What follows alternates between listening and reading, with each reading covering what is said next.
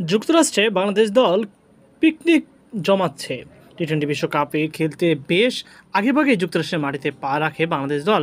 বিশ্বকাপের চূড়ান্ত লড়াই শুরুর আগে শনিবার শেষ প্রস্তুতি ম্যাচে মাঠে নামবে টাইগাররা। সেখানে তাদের প্রতিপক্ষ হবে শক্তিশালী ভারত। প্রস্তুতি ম্যাচটা হবে বিশ্বকাপের জন্য আইসিসি বানানো বড় প্রজেক্ট নাসাউ ক্রিকেট স্টেডিয়ামে। নিউ ইয়র্কের এই মাঠে নামার আগে বাংলাদেশ ক্রিকেট ঘুরে এসেছে সাকিব আল হাসানের বাড়িতে। শহরটি বেশ কয়েক বছর ধরেই বসবাস করেছেন সাকিবের পরিবার। স্ত্রী উম্মে আহমেদ শিশির ও 3 সন্তান সেখানেই থাকেন।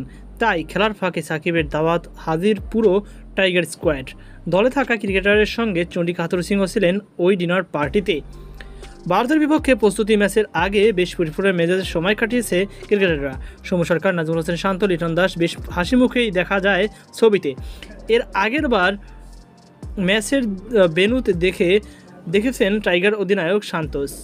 সারা পুরো দল অনুসরণ সেরেছে মূল ভেন্যুর অদূরে কান্টিয়াক পার্কে।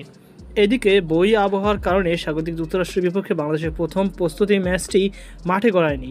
টি-20 বিশ্বকাপের আগে দ্বিতীয় ও শেষ অফিসিয়াল প্রস্তুতি ম্যাচে ভারতের মুখোমুখি হচ্ছে টাইগাররা। বাংলাদেশ সময় রাত 8:30টায় ম্যাচটি শুরু হবে। এশিয়ার 2 প্রতিবেশী এই লড়াই বাংলাদেশ নাগরিক টিভি সরাসরি সম্প্রচার করবে। স্টার স্পোর্টস ভারতের আইসিসির ইভেন্ট সম্প্রচার সত্য পাওয়া বাংলাদেশে ভারত ও প্রস্তুতি ম্যাচটি দেখা যাবে এই চ্যানেলে। পাশাপাশি আইসিসি টিভি ও ডিজনি প্লাস হটস্টারেও সরাসরি দেখা যাবে শান্ত ও রোহিতদের দৌরত্ব।